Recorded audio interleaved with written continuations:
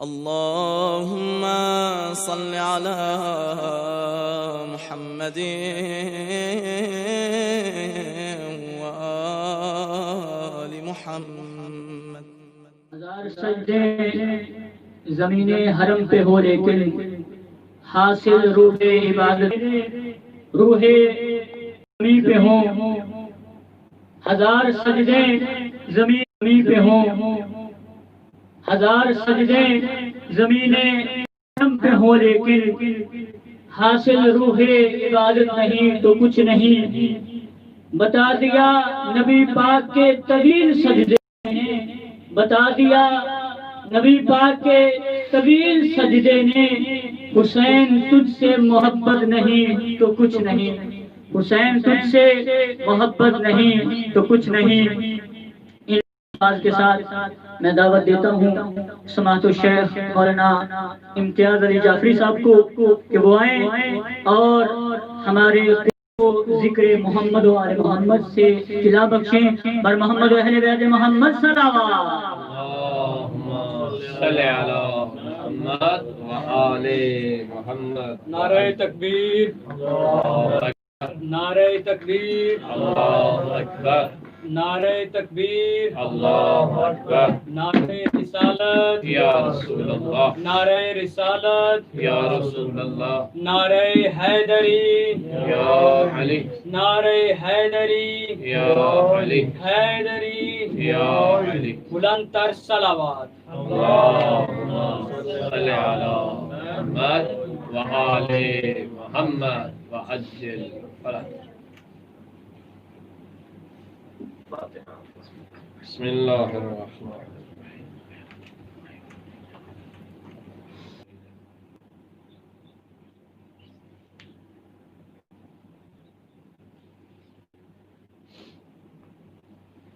ماشاء اللہ لا قوة الا باللہ العلی العظیم. بسم اللہ الرحمن الرحیم. الحمد للہ رب العالمین مالک السماوات والارضین ربنا رب الملائکۃ الصادقین. الصلاة والسلام على رسوله المصدق ومحمود الأحمد سيدنا ومولانا أبي القاسم محمد. اللہم صلی علی محمد و آل محمد وعجل فرجهم. شهد الشهداء والصالحين وعلى آله الطيبين الطاهرين المعصومين ولعنة الله على أعدائهم الملعونين. أما بعد فقد قال الله تبارك وتعالى في كتابه المجيد وهو أصدق الصادقين وقوله الحق. بسم الله الرحمن الرحيم. قل كفى بالله شهيدا بيني وبينكم ومن عنده علم الكتاب. صلوات اللہم صلی علی محمد و آل محمد وعجل فرج. تمام دعاؤں کی قبولیت کے لیے حاجات کی نظر آوری کے لیے کافر کر کے صلوات. اللہم صلی علی محمد و آل محمد وعجل فرجهم. میرے محترم سامعین گرامی قدر، ناظرین گرامی قدر، قرآن مجید کی ایک مشہور اور معروف آیت مجیدہ کو تلاوت کرنے کا شرف حاصل کیا ہے. ماشاءاللہ ماشاءاللہ. ارشاد خدا بندی ہے قل کفی باللہ. اے میرے حبیب ان لوگوں سے کہہ دیجئے کہ میں اللہ تمہارے لیے کافی ہوں. ماشاءاللہ. ماشاءاللہ. اور یہاں پہ لفظ کافی کہہ کے آیت کو ختم نہیں کیا. ماشاءاللہ. ماشاءاللہ. آگے ارشاد فرمایا قل کفی باللہ شہیدا بینی و بینکم. میں اللہ کافی ہوں تمہارے درمیان اور ان لوگوں کے درمیان جو کہتے ہیں کہ میرے حبیب آپ سے کہ اگر آپ کا کوئی ہے تو پھر گواہ پیش کیجیے آپ کی نبوت کا، آپ کی رسالت کا کوئی گواہ ہے تو پیش کیجیے.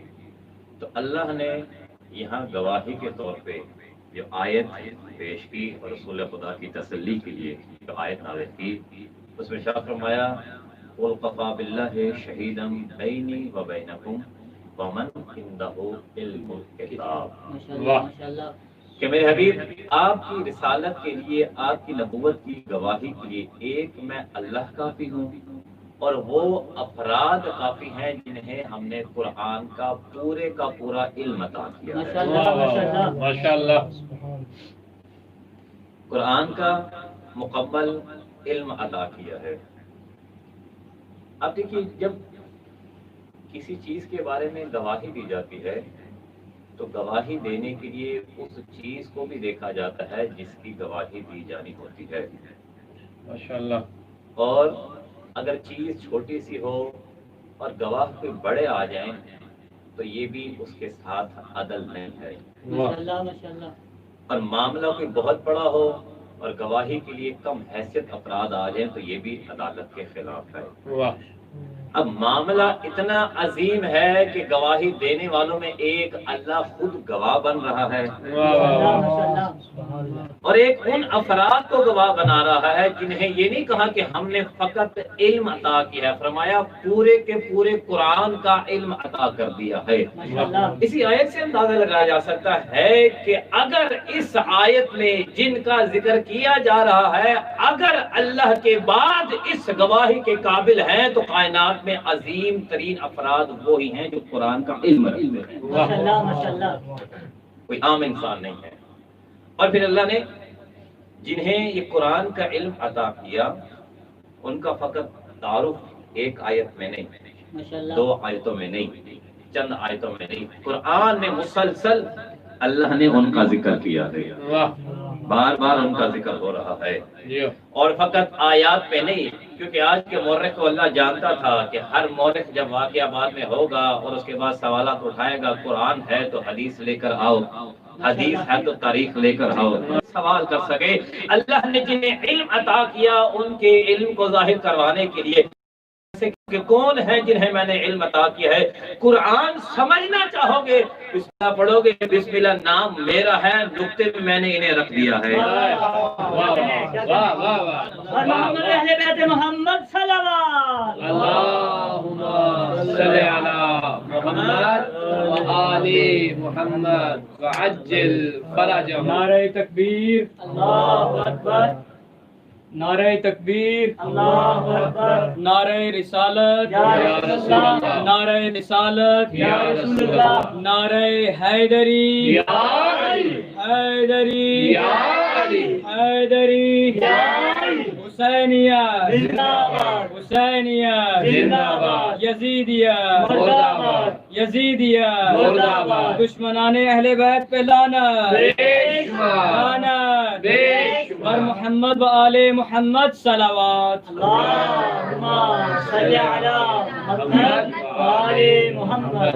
آپ ہیں جیسے محمد علی بھائی نے ایک طول نعرہ لگوایا، اللہ نے طول عمر عطا فرمائے، صحت و سلامتی عطا فرمائے۔ تو لہذا عرض کر رہا تھا کہ اللہ نے ان افراد کے تعارف کے لیے بھی ایسا ان کا سلسلہ رکھا کہ اگر قرآن سمجھنا چاہے گا تو پہلے ان صاحبان علم کو سمجھے، اگر ان کے بغیر قرآن کو سمجھے گا تو قرآن کی سیاہی تو سمجھ میں آئے گی نہ، الفاظ سمجھ میں آئیں گے نہ اس کا متن سمجھ میں آئے گا۔ اور ان کا تعارف کروانے کے لیے اللہ نے، توجہ کیجیے گا، اللہ نے خانہ کعبہ کو گھر اپنا بنوایا اور دروازہ ان کا کھلوا دیا۔ اللہ نے ماہ رمضان کو مہینہ اپنا قرار دیا ہے لیکن معراج کی راتوں میں ان کو رکھ دیا ہے، شب قدر ان کے لیے مقرر کر دی ہے۔ اور علم والوں کا تعارف ہے، اب جو بھی کوئی طالب علم ہے، ہم ماشاءاللہ سے حوزہ نجف اشرف میں موجود ہیں، حصول علم کے لیے یہاں پہ تشریف لائے ہیں، اور جہاں تک میری آواز پہنچ رہی ہے یہی کہنا چاہوں گا کہ علم وہی ہے، مقصد علم وہی ہے کہ انسان علم کی سواری پہ سوار ہو کر در اہل بیت تک پہنچ جائے۔ اگر ایسا علم ہے جو در اہل بیت سے جدا کر رہا ہے وہ علم نہیں، وہ جہالت ہے۔ لہذا ہر طالب علم، ہر وہ عالم جو علم کو سیکھتا ہے، اس کے سیکھنے کا ہدف یہی ہے تو کسی طرح سے بھی در اہل بیت پہ پہنچ جائے، اور جو علم در اہل بیت پہ لے جائے اس در پہ آنے کے بعد کی بات یہ ہے کہ اس در پہ آ کے ان کی معرفت بھی حاصل کر لی جائے۔ تو لہٰذا اللہ نے ان کے تعارف کے لیے بہت سارے طریقے اختیار کیے، اور ایسا نہیں ہے کہ فقط چند آیات ہوں۔ دیکھیے قرآن کا ایک اسلوب ہے، قرآن میں جہاں آیات ہیں، جن آیات میں لوگوں کا ذکر کیا گیا ہے، ان آیات کا ذکر کرنے کے بعد آیات کے باب کو بند نہیں کیا ہے، ماشاءاللہ، تالا نہیں لگ گیا ہے، وہ باب کھلے ہوئے ہیں۔ آپ کہہ سکتے ہیں قرآن تو نازل ہو چکا، اب کون سی آیت ہے جس کا باب کھلا ہوا ہے؟ بھائی قرآن کی جتنی آیات ہیں، جن قرآن کی آیات میں کفار کا ذکر ہے، کیا فقط وہ ماضی کے کفار کا ذکر ہے؟ ماشاءاللہ، کیا اس کے بعد اس آیت کا کوئی مصداق نہیں بن سکتا؟ بلکہ قرآن تو آیا ہے قیامت تک کے لیے۔ اب قیامت تک کے لیے جو انسان ان کافروں والا کام کرے گا، ان آیتوں کا مصداق بنتا چلا جائے گا۔ اور قرآن میں جہاں پہ مومنین کا ذکر ہے، اب جو انسان ان مومنوں والا عمل کرتا چلا جائے گا، ان مومنوں والی آیت کا مصداق بنتا چلا جائے گا۔ کیونکہ قرآن تو قیامت تک ہی لیا ہے، لیکن عجیب نظام رکھا ہے اللہ نے اہل بیت کے لیے کہ جس آیت میں اللہ نے ان کو رکھ دیا ہے، اس میں دروازے کو بند کر دیا۔ اس میں اور کوئی نہیں آ سکتا ہے۔ بھئی آیے مودت ہے، اہل بیت کے علاوہ کوئی نہیں آ سکتا ہے۔ آیے ولایت ہے، کوئی نہیں آ سکتا ہے۔ آیے تطہیر ہے، کوئی نہیں آ سکتا ہے۔ جہاں پہ انہیں رکھ دیا ہے وہاں پہ کوئی نہیں آ سکتا ہے۔ بلکہ میں آسان کرتا چلا جاؤں، اللہ نے جس چادر میں ان کو داخل کر دیا ہے، اس چادر کے اندر کوئی نہیں آ سکتا۔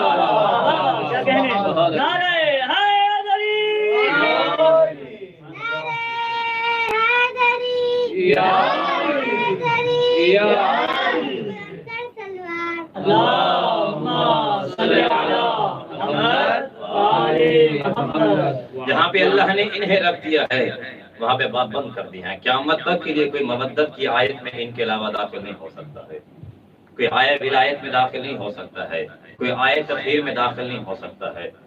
ہو سکتا ہے کوئی ملا کھڑا ہو جائے اور کھڑا ہو کے سوال کر دے کہ بس سکلین صاحب کہ آیت تو چھوٹی ہوتی ہے، آیت کے الفاظ کم ہوتے ہیں، ایسا لیتے ہیں آیت کا گھٹا ہوتا ہے، اس کے کمرے چھوٹے ہوتے ہیں، اس میں الفاظ کی کمی ہوتی ہے، مزید آیتیں نہیں آ سکتی ہیں۔ لیکن سورہ میں تو ایسی گنجائش ہے نا، سورہ میں تو ایک آیت نہیں ہوتی ہے، ایک پوری سورہ نازل کی ہے، کہتے ہیں سورہ دہر،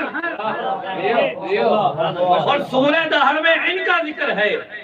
اچھا عجیب بات ہے کہ جب اس سورہ دہر کی تفسیر پڑھ رہا تھا، اس کی تفسیر میں ایک لطیف نکتہ لکھا ہوا ہے، آپ تفسیر میں جا کے دیکھیے گا اور ترجمہ بھی جا کے پڑھیے گا۔ سورہ دہر میں اللہ نے جنت کی ہر نعمت کا ذکر کیا ہے۔ جنت کے پھلوں کا ذکر ہے، جنت کی دودھ کا ذکر ہے، جنت کے کنگنوں کا ذکر ہے، جنت کے جو ہے پھل ہیں ان کا ذکر ہے، جنت کے مشروب کا ذکر ہے، حتیٰ کہ جو ہاتھوں میں پہنے جانے والے کنگن ہیں ان کا بھی ذکر آیا ہے۔ ایک شخص آتا ہے چھڑے امام کے پاس، آگے کہتا ہے مولا کیا بات ہے؟ اللہم صلی علی محمد مولا کے پاس آتا ہے، آگے کہتا ہے ابن رسول اللہ بتائیے کیا وجہ ہے؟ جنت کی ہر نعمت کا ذکر اللہ نے سورہ دہر میں کیا ہے، لیکن ایک چیز کا ذکر اللہ نے سورہ دہر میں نہیں کیا۔ مولا پوچھتے ہیں، جانتے تھے، پوچھتے ہیں کس چیز کا ذکر ہے جو سورہ دہر میں نہیں ہو سکا؟ وہ کہتا ہے مولا جنت کے کھانوں کا ذکر، جنت کے کنگنوں کا ذکر، جنت کے میووں کا ذکر، جنت کی نہروں کا ذکر، جنت کے پھلوں کا ذکر، لیکن مولا سورہ دہر میں اللہ نے حوروں کا ذکر نہیں کیا ہے، حوروں کا تذکرہ نہیں آیا ہے۔ بھائی ہر مولوی جب بھی قرآن پڑھتا ہے حوروں کو تلاش کرتا رہتا ہے، حوروں کو ڈھونڈتا رہتا ہے، لیکن سورہ دہر میں اللہ نے حوروں کا ذکر نہیں کیا ہے۔ چھٹے امام کے پاس آ کے سوال کیا، مولا کہتے ہیں ہاں جنت کے کھانوں کا ذکر ہے، جنت کے میووں کا ذکر ہے، جنت کے کنگنوں کا ذکر ہے، جنت کی نہروں کا ذکر ہے۔ حوروں کا ذکر اس لیے ہے کہ سورہ دہر میں اللہ نے عظمت زہرا ظاہر کی ہے، اور جس میں زہرا آ جائے اس میں حوریں نہیں آ سکتی ہے۔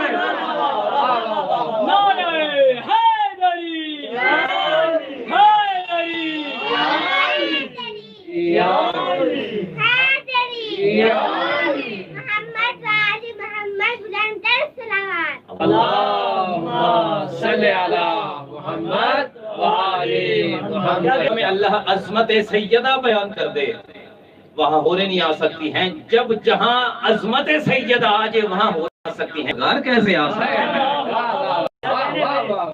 کیسے ممکن ہے چادر زہرا میں کوئی؟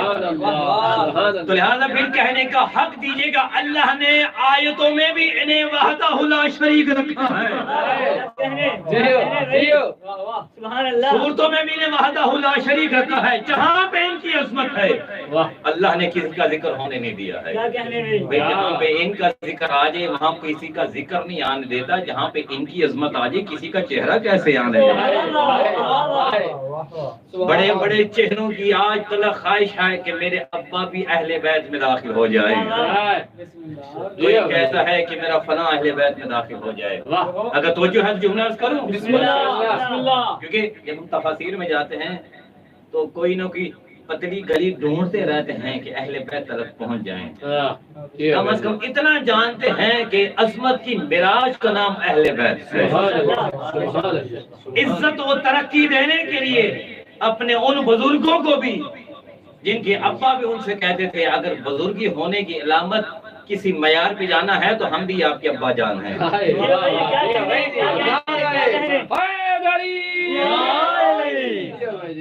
لیکن پھر بھی راستے تلاش کرتے ہیں کہ فلاں بھی اہل بیت میں سے ہے، فلاں بھی اہل بیت میں سے ہے۔ لیکن دیکھیے اللہ نے کتنے خوبصورت انداز میں اللہ نے اہل بیت کا ذکر کیا ہے۔ میں کہتا ہوں جس کا قصیدہ خوانی کرنے والا اللہ ہو اس کی عصمت میں کسی اور کو کیسے داخل کر سکتا ہے؟ اب اللہ نے جب اہل بیت کا تعارف کروایا کس انداز میں کروایا؟ جب ساری ہستیاں چادر کے نیچے آ گئی، بچے بچے حدیث اقصا سے واقف ہیں، وقت وہ نقطہ عرض کرنا ہے مجھے، سارے چادر کے نیچے آ گئے، اللہ نے کیا کہا؟ ہم فاطمہ تو و ابوہا و بالہا اللہم صلی علی محمد وآل محمد وعجل فرجہ۔ اللہ اب تعارف کروا رہا ہے اہل بیت کا، اور تعارف کا جو مرکز بنی ہوئی ہے وہ ایک ہی ہستی ہے۔ سبحان اللہ۔ بھئی تعارف کروانے کے لیے اللہ یہ بھی کہہ سکتا تھا کہ اس میں نبی کی بیٹی ہیں جسے اللہ قرآن میں کبھی مدثر کہتا ہے، کبھی مزمل کہتا ہے، کبھی طٰہٰ کہتا ہے، کبھی یاسین کہتا ہے، یہاں پہ بھی ذکر ہو سکتا تھا کہ اس میں نبی کی بیٹی ہیں، اس میں نبی کے داماد ہیں، اس میں نبی کے نواسے ہیں، لیکن اللہ نے ایسا نہیں کہا۔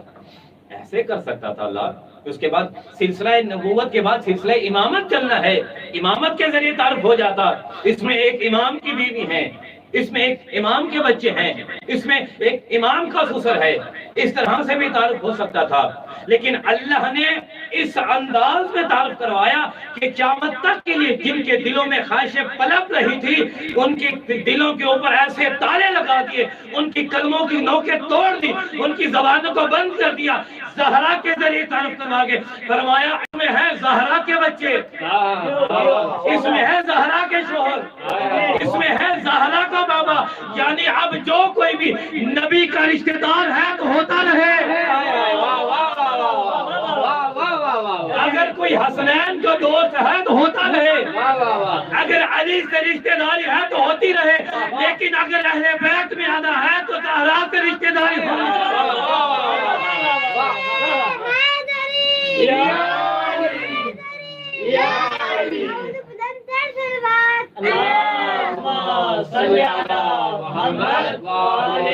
مشہوریے جناب سیدہ فاطمہ الزہرا سلام اللہ علیہا صلوات۔ صلی علی محمد وآل محمد وعجل فرجہ۔ ماشاءاللہ ماشاءاللہ، جیو بھائی جیو۔ اہل بیت میں داخل ہونے کے لیے نبی کی رشتہ داری کام نہیں آئی، ہونے کے لیے علی سے رشتہ داری ہوتی ہے تو ہوتی رہے، حسنین سے محبت ہے، حسنین سے رشتہ داری ہے، ہوتی ہے تو ہوتی رہے، اس کا الگ مقام ہے، لیکن اہل بیت کے لیے شرط ہے۔ واہ واہ واہ، سبحان اللہ، عرض کروں برداشت کریں گے؟ جیو جیو۔ اہل بیت وہ ہستی ہیں جس میں معصوم بھی داخل نہیں ہو سکتے ہیں۔ اللہ اکبر۔ بھئی نبی بھی سارے معصوم ہیں، جیو، فرشتے بھی سارے معصوم ہیں، عصمت کے درجے پر فائز ہے، لیکن اس کے باوجود اہل بیت نہیں ہو سکتے۔ ہاں اگر اہل بیت کے قریب ہونا چاہتے ہو تو عصمت شرط نہیں ہے، شرط یہ ہے کہ دل میں عقیدہ ہو ملنا اہل بیت بن جاتا ہے۔ مرحبا مرحبا۔ لہذا اللہ نے ان کی عظمت کو جہاں بیان کیا ہے وہاں پہ تالے لگا دی۔ کیا کہیں؟ قرآن کی اور آیتوں میں داخل ہو سکتے ہو لیکن جہاں پہ انہیں رکھ دیا گیا ہے وہاں پہ تم داخل نہیں ہو سکتے ہو۔ اور لیکن قرآن کی ہر آیت کی معنی ہے، کچھ معنی ظاہر ہے، کچھ معنی باطن ہے۔ جہاں تک میرا مطالعہ ہے کہ ہر لفظ کے 70 ظاہری معنی ہیں، 70 کے باطنی معنی ہے۔ کیا کہیں؟ تو جن کا ذکر ہو رہا ہے ان کا بھی ایک ظاہر ہے، ان کا بھی ایک باطن ہے۔ قرآن کی آیت کا ظاہر و باطن ہے نا قبلہ، ماشاءاللہ۔ تو اسی قرآن کی آیت میں اللہ ان کا بھی ذکر کر رہا ہے۔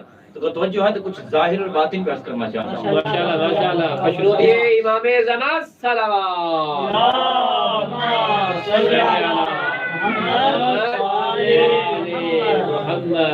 اس کے وادی نجف میں بیٹھے ہیں، بتانا چاہتا ہوں کہ ان ہستیوں کا بھی کچھ ظاہر اور کچھ باطن ہے۔ وضاحت نہیں، مختصر جملوں میں عرض کرنا چاہوں گا کہ دیکھیے ان کے ظاہر اور باطن کو سمجھنا ہے تو اتنا ہی کافی ہے کہ جو مسلمان کو نظر آتا ہے یہ ان کا ظاہر ہوتا ہے، جو سلمان کو نظر آتا ہے ان کا باطن ہوتا ہے۔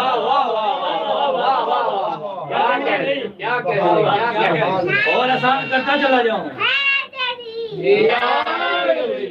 چھوٹے چھوٹے بچے بیٹھے ہیں ان کے لیے ہے، اور آسان کرتا چلا جاؤں۔ ان کے ظاہر و باطن کو سمجھنا چاہتے ہو کہ جب علی اپنے گھٹنے سے جو کی روٹی توڑتا ہے یہ علی کا ظاہر ہے، جب انگلی سے خیبر اٹھاتا ہے یہ علی کا باطن ہے۔ علی کا عشق مقدر سنوار دیتا ہے، علی کا عشق مقدر سنوار دیتا ہے، علی سے بغض چہرہ بگاڑ دیتا ہے، علی سے بغض چہرہ بگاڑ دیتا ہے۔ علی کے عشق کو ادنا نہ سمجھ اے لعین، علی کے عشق کو ادنا نہ سمجھ اے لعین، یہ تو ایک ہاتھ سے در خیبر اکھاڑ دیتا ہے۔ نعرہ حیدری حیدری حیدری، شاہ نجف امیر رب بلند در صلوات۔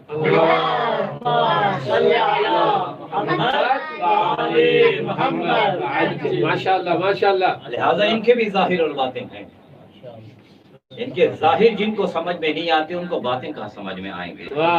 جملہ ذہن میں آ گیا، کہتا چلا جاؤں جاہر و باطن کی گفتگو کر رہا ہوں۔ اگر سمجھنا چاہتے ہو ان کی عظمتوں کو تو سمجھیے گا جب علی منبر پہ بولتا ہے تو جو کیجیے گا، جب علی بولتا ہے یہ عظمت ظاہر ہے، جب معراج میں بولتا ہے یہ عظمت باطنی ہے۔ کیا کہنے ہیں؟ علی کو عظمت دی ہے کہ لہجہ علی میں گفتگو کر رہا ہے، یہ باطنی عظمت ہے علی کی۔ اور کہتا چلا جاؤں کہ جب علی میدان میں ہوتا ہے یہ علی کی ظاہری عظمت ہے، اور جب علی لڑتا ہوا علی نظر آتا ہے یہ علی کا ظاہر ہے، جب بستر رسول پہ سو جائے نبی نظر آتا ہے یہ علی کا باطن ہے۔ کیا کہنے ہیں؟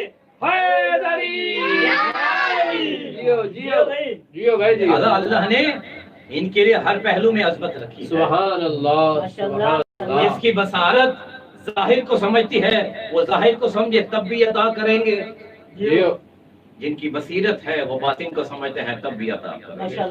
تو لہذا اللہ نے ان کا جہاں پہ ذکر کیا ہے اللہ نے ان کی عظمتوں کے آگے تالا لگا دیا ہے، مورخ کی قلم پہ بھی، مورخ کی زبان پہ بھی، اور مورخ کی عقل پہ بھی تالا لگا دیا کہ کبھی جسارت ہی نہ کرے کہ ان کے ساتھ ملانے کی کوشش کرے۔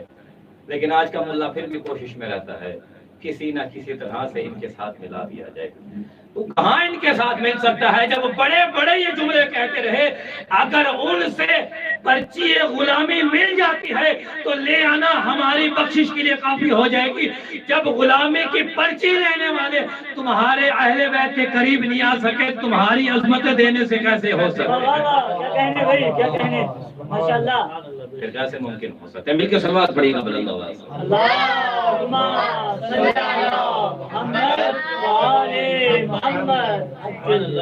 لہذا اللہ نے جس آیت میں ان کا ذکر کیا ہے جہاں پہ ان کی عظمت کو بیان کیا ہے وہاں پہ کسی کو آنے نہیں دیا۔ فرمایا کہ یہ وہ ہستیاں ہیں جنہیں پورے کے پورے قرآن کا علم عطا کیا ہے۔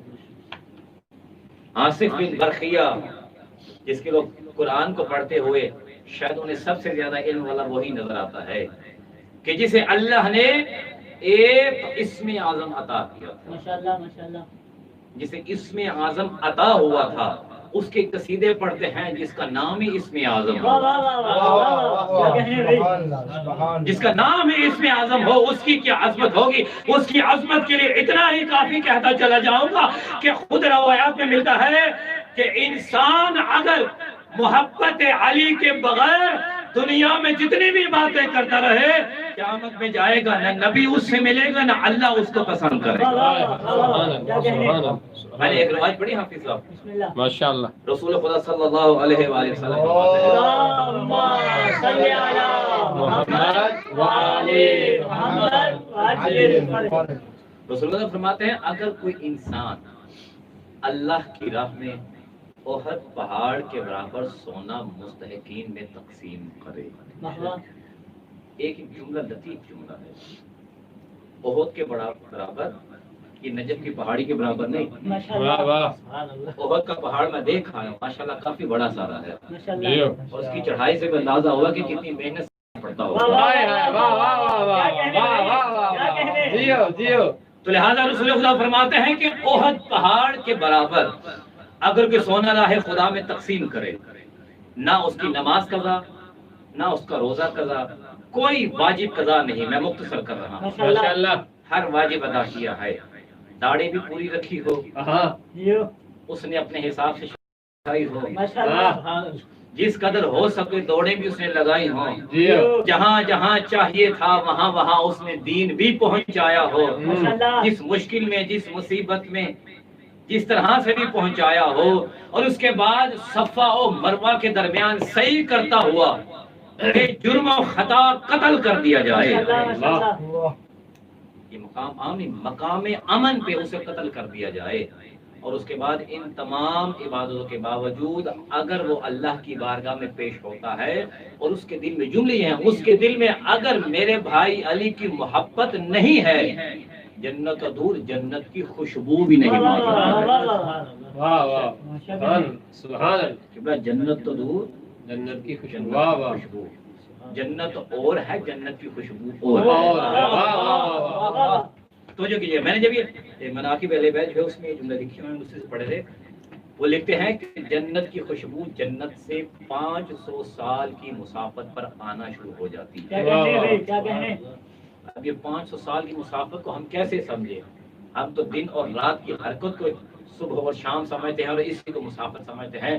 اب وہ صاحب کتاب لکھتے ہیں کہ اس 500 سال سے مراد یہ ہے کہ عرب نسل کا گھوڑا اپنی جوانی کے جوبن پر ہو، واہ واہ، اور اپنی جوانی کی ساری طاقت لگا کے جتنا وہ فاصلہ 500 سال میں طے کرے گا، اتنے فاصلے پہ جنت کی خوشبو آتی ہے، واہ واہ واہ واہ، اتنی دور تک جنت کی خوشبو آتی ہے۔ پھر آپ جملہ سنیے گا کہ جنت خوشبو جنت سے اتنی دور آتی ہے، اب جو دن رات جنت کی حوروں کی تلاش میں رہتے ہیں، جو دن رات جنت جنت کرتے رہتے ہیں، اپنا پتہ نہیں دوسروں کو بھیجتے رہتے ہیں، نہ جانے کس انتظار میں زندگی بسر کیے جا رہے ہیں، اللہ کا رسول فرما رہا ہے، وہ رسول جو بغیر وحی کے بولتا نہیں ہے، جس کی صداقت کی گواہی قرآن دیتی ہے، جس کی عظمت اللہ نے بیان کی ہے، وہ رسول کہہ رہا ہے کہ جس کے دل میں میرے بھائی علی کی محبت نہیں ہے وہ جنت کی خوشبو نہیں لے سکتا۔ بھائی اللہ تو علی کے دشمن کو جنت میں 500 سال دور بھی کھڑا کرنا پسند نہیں کرتا ہے، جنت میں کہاں نہیں دے گا۔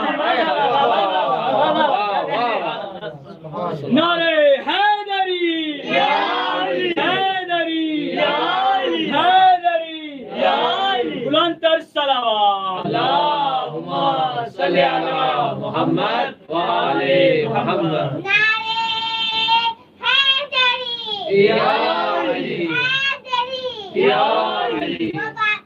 بواز بلند، اللہم صلی علی محمد وعلی محمد، وعجل، لہذا اللہ تو جنت کی خوشبو نہیں دے رہا۔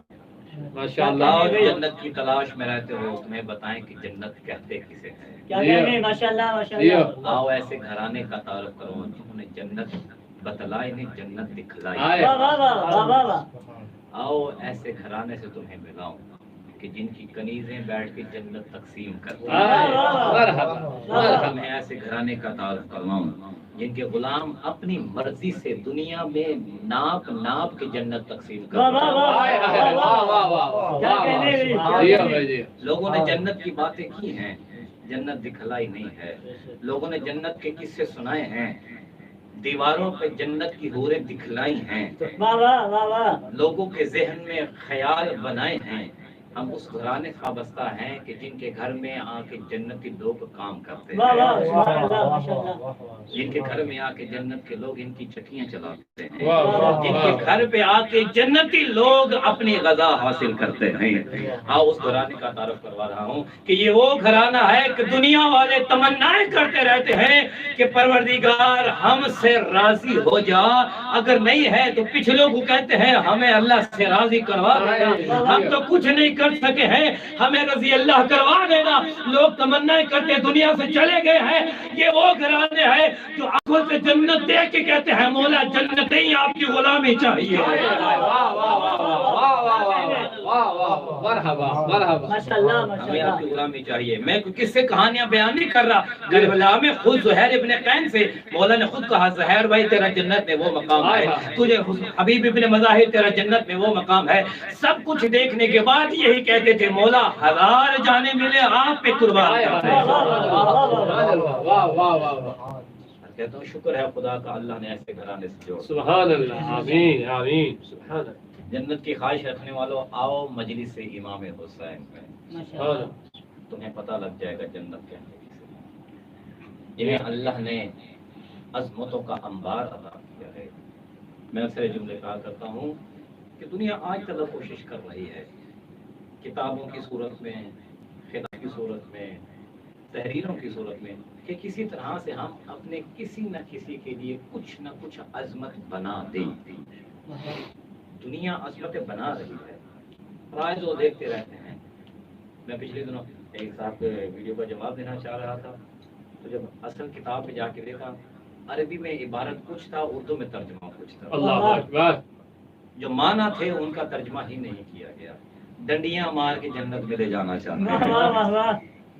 لیکن ہم جس اہل بیت کے گھرانے سے منسلک ہیں، جن کی محبت اور مودت اللہ نے ہمارے دل میں اتار دی ہے، واللہ با خدا نجف میں بیٹھ کے کہتا ہوں آج تک ہمارے کسی ایک بچے نے بھی، نہ کسی بزرگ عالم نے، نہ کسی چھوٹے بچے نے ان کی عظمت میں اضافہ کرنے کے لیے کوئی لقب لگایا ہو. ہاں الگ بات ہے ہم ان کا ذکر کرتے ہیں خود قابل عظمت بن جائے، کیونکہ یہ وہ ہنسی ہیں جو عظمتیں بٹورنے نہیں عظمتیں بانٹنے کے لیے. یہ وہ ہنسیاں ہیں جہاں چلی جاتی ہیں یہ قدم رکھ دیں وہ جگہ مقدس بن جاتی ہے. یہ وہ ہنسیاں ہیں جہاں پہ جا کے بیٹھ جاتی ہیں خشکی ہو ہریالی بن جاتی ہیں. اور میں کہتا ہوں ہم خوش نصیب ہیں، اللہ نے ایسے گھرانے سے ہمیں جوڑ دیا ہے جو کہہ رہے ہیں اگر عملوں میں کمی ہے فکر کس لیے، ہمارے ثقلین کی عبادتیں حاضر ہیں. ایسے دعوے وہ کر سکتا ہے جسے اپنے اپنی عبادتوں پہ یقین ہو. سبحان اللہ. جن کے لیے رہی رضی اللہ گیا ہو وہ کیا کر واہ سکتے واہ ہیں. واہ واہ واہ واہ. جی ہو بھائی جی ہو. مرحبا. لہذا اللہ نے ہمیں ایسے گھرانے سے جوڑ دیا. ہم اللہ کا جتنا شکر ادا کریں کم ہے. بے شک. جتنی عظمتیں اللہ نے انہیں عطا کی ہیں اس کے برابر کوئی نہیں. قرآن کے درمیان محافظ آج 2 محرم کا چاند طلوع ہو چکا. روایات میں لکھا ہوا ہے کہ مدینہ میں محرم کا چاند آسمان پر نہیں دیکھتے تھے. لوگوں کو چاند کا پتہ چلتا تھا جب بنی ہاشم کے گھر میں آواز ہونے کے بلند ہو جایا کرتے تھے اور لوگ سمجھ جاتے تھے کہ حسین کے اجڑنے کے دن آ گئے، حسین کی مصیبت کے ایام آ گئے. آج بہت آسان ہے عزاداری کرنا، کوئی مشکل نہیں ہے. ہم یہاں پہ بیٹھے ہیں، ہمیں کوئی تنگ کرنے والا نہیں، ہمیں کوئی درے مارنے والا نہیں ہے، ہمیں کوئی تازیانے مارنے والا نہیں ہے. ہمیں ڈر نہیں ہے کوئی آئے گا آ کے ہمارے بچوں کو قتل کر جائے گا. بڑی محنت سے بزرگوں نے اس عزاداری کو ہم تک منتقل کیا ہے. روایت میں ایک واقعہ ملتا ہے کہ 2 میاں بیوی تھے اور ان کے 2 ہی بچے تھے. بعض کتابوں میں حجاج بن یوسف کا دور لکھا ہے اور بعض نے مختلف بادشاہوں کا دور لکھا ہے کہ اس دور میں عزاداری مظلوم کربلا کرنا بہت ہی مشکل تھا، اور بالخصوص سادات گھرانے کا اگر علم ہو جائے کہ سید ہے، علی سے محبت رکھتا ہے، ولایت علی کا قائل ہے، اس خاندان زندہ دیواروں میں چنوا دیا جاتا تھا۔ لیکن اس دور میں یہ دو میاں بیوی اور ان کے دو بچے ہر سال مجلس امام حسین اپنے گھر میں کیا کرتے تھے۔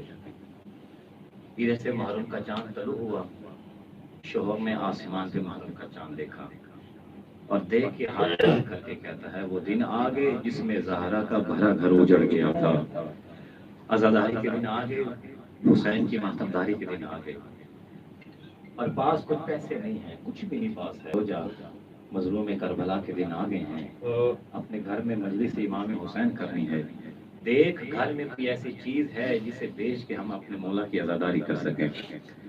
اس کو زوجہ کہتے ہیں تجھے علم ہے 2 دن ہو گئے ہیں، نہ ہم نے کچھ کھایا ہے نہ ہمارے بچوں نے کچھ کھایا ہے، اگر گھر میں کچھ ہوتا تو اس کو بیچ کے ہم عزاداری کر لیتے۔ پھر بھی کہتا زوجہ دیکھ شاید کوئی ایسی شے قیمتی پڑی ہو جسے بیچ کے ہم عزاداری کر لیں۔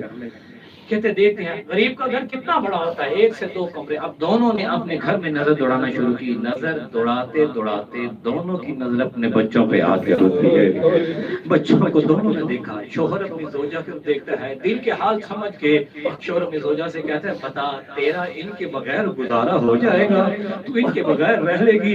زوجہ خدا جانے ایمان کی کس درجے پہ رہی، کہتی تھی جس حسین کا صدقہ ملا ہے اسی پہ صدقہ کر دیتے ہیں۔ انہوں نے فیصلہ کیا ہم اپنے بچے بیچیں گے، اپنے مولا کی عزاداری کریں گے۔ یہ اپنے بچوں کو لیتا ہے، اس بازار کی طرف جاتا ہے جہاں پہ غلاموں کو بیچا جاتا ہے، بچے لے کے جا رہا ہے، دل ہی دل میں خیال میں سوچتا ہے اللہ کرے کوئی شریف انسان مل جائے، میرے چھوٹے چھوٹے بچے ہیں کسی ظالم کے ہاتھ میں نہ چلے جائے، کہیں میرے بچوں پہ ظلم کرتا رہے گا۔ یہ سوچتا بھی ہے، قدم بھی اٹھاتا ہے، چند قدم آگے بڑھا، تھوڑا ہی فاصلہ طے کیا تھا، کیا دیکھا ایک گھوڑا سوار تیزی سے گھوڑا دوڑاتا ہوا اس کے قریب آتا ہے۔ جب قریب آتا ہے آ کے اپنے چہرے سے نقاب ہٹاتا ہے، یہ دیکھ کے کہتا ہے چہرے سے تو بڑا شریف لگ رہا ہے، اللہ کرے میرے بچوں کو یہی خرید لے۔ کہا ہے بھائی کہاں جا رہے ہو؟ یہ بچوں کے باپ سے پوچھتا ہے، کہا میرے غلام ہیں انہیں بیچنے جا رہا ہوں۔ کہا کتنا میں بیچو گے؟ کہا ان کی کوئی قیمت نہیں، جو جتنے دے دے گا میں اس پہ راضی ہو جاؤں گا۔ اس جوان نے پیسوں کی تھیلی سی دی، اس نے بچے سوار کر دیے، بچے لے کے چلا گیا۔ اب جیسے کہ ہاتھوں میں پیسے آئے نا، پیسے لے کے اپنے ہاتھوں میں رکھتا ہے، کبھی پیسے دیکھتے کبھی آسمان طرف دیکھتے، کبھی پیسے دیکھتے کبھی آسمان طرف دیکھ کے کہتا مولا کتنے قریب ہے، سوچا بھی نہیں تھا عزاداری کے اتنے پیسے مل جائیں گے، مولا جی بھر کے عزاداری کروں گا، اس بات ماتم بھی کروں گا۔ اب پیسے لے کے کہتا گھر میں نہیں جاؤں گا، گھر میں چلا گیا، سارے پیسے گھر میں لگ جائیں گے، یہ عزاداری کے پیسے ہیں، سارے پیسے عزاداری میں لگاؤں گا۔ بازار میں جاتا ہے، کچھ چادریں خریدتا ہے، کچھ تھوڑا سا نیاز کا سامان لیتا ہے، لے کے گھر میں چلا آتا ہے، گھر میں آ کے دروازہ بند کرتا ہے، زوجہ سے کہتا ہے زوجہ دیکھ ان مالکوں نے کتنا کرم کر دیا ہے، دیکھ عزاداری کا سامان آ گیا ہے۔ اب دروازہ بند کر دیتے ہیں، سیاہ چادریں بچھا دیتے ہیں، ایک چھوٹا سا منبر لگاتا ہے اور کہتے ہیں زوجہ میں حسین کے مصائب پڑھوں گا تو حسین کے مصائب سن کے گریہ کرنا۔ اب یہ منبر میں جاتا ہے، ابھی زبان سے کوئی جملہ نہیں کہتا ہے، اس کی زوجہ کی آنکھوں میں آنسو آ جاتے ہیں، یہ منبر سے نیچے آتا ہے، آ کے کہتا ہے زوجہ تجھے معلوم نہیں ہم نے یہ ذکر حسین کی بھی جگہ سجائی ہے، تو اپنے بیٹوں کو رو رہی ہے۔ وہ بیوی کہتی ہے اے شخص تو نے جملہ تو صحیح کہا ہے، لیکن خدا جانتا ہے میں بچوں کی محبت میں نہیں رو رہی، میں رو رہی ہوں پچھلے سال ہم یہاں پہ 4 بیٹھا کرتے تھے، آج ہم 2 رہ گئے ہیں، ایسے ہی کم ہوتے رہے پھر کون اکبر کا ماتم کرے گا، کون اصغر کا ماتم کرے گا۔ حضرت نبی یہ باتیں کر رہے تھے، دروازے پہ جب کلمہ ہوتا ہے یہ جلدی سے چیزیں سمیٹتے ہیں، کوئی دشمن نہ ہو، یہ دروازہ کھولتا ہے، اس بیوی کے ہاتھ میں اس کے 2 بچے ہیں، جیسے بچوں کو دیکھا تھا اپنے شوہر کو یہ تو ہمارے بچے لے کر آئی ہے۔ اب بی بی کے پاس آتے ہیں، آگے کہتے ہیں بی بی کون ہے؟ بی بی نے ایک جملہ کہا مجھے پتا چلا ہے یہاں پہ حسین کی مجلس ہو رہی ہے۔ اجرکم مظاہرہ جناب سید جہاں پہ رحم فرمائے، بی بی سوائے تمہیں مظلوم کربلا کے کوئی غم نہ دے، جتنے بیمار ہیں مولا سیدی ابھی دعا فرمائے اس عزا خانے کو تا قیامت آباد و شاد رکھے۔ اب جب کہا نا حسین کی مجلس ہو رہی ہے، انہوں نے کہا یہ تو مولا کی ماننے والے ہیں، ساری باتیں ختم کی، کہا آپ بی آ جائیے یہاں پہ حسین کی مجلس ہے۔ آزاد اور بی اندر آ گئی، یہ منبر پہ چلا گیا، اس سے جا کے مسائل پڑھنا شروع کیے۔ اب مسائل اس قدر زیادہ پڑھے کہ یہ بھی غاشی میں چلا گیا، اس کی بیوی بھی غاشی میں چلے گئے۔ جب افاقہ ہوا کیا دیکھتے ہیں، اس کی بیوی ہے، اس کے بچے ہیں، لیکن جو بیوی بچے لے کر آئے تھے وہ موجود نہیں ہے۔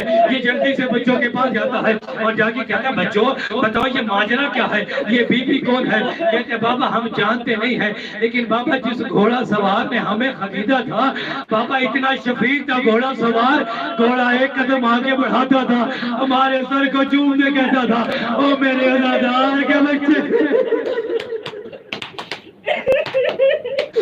اجرکم اللہ مولا انہوں پر رحم فرمائے۔ جناب سید آپ سے راضی ہو، بابا گھوڑا سوار اتنا رحم دل تھا، گھوڑا ایک قدم آگے بڑھاتا تھا، ہمارے سروں کو چومتا تھا۔ بابا وہ گھوڑا سوار ہمیں لے کے اس بی بی کے پاس گیا جو بی بی یہاں پہ آئی تھی، اور جا کے کہا اماں زہرا اے بچوں کا خیال کرنا، اگر پیاس لگے انہیں پانی دینا، اور بھوک لگے انہیں کھانا دینا۔ میں کہوں گا مولا عزادار کے بچوں کا اتنا خیال ہے، حضرت کربلا میں دیکھ کے وہ 4 سال کی سکینہ جو کبھی دائیں جاتی ہے، جو کبھی بائیں جاتی ہے، اور کہتے ہیں کوئی پانی مجھے دے۔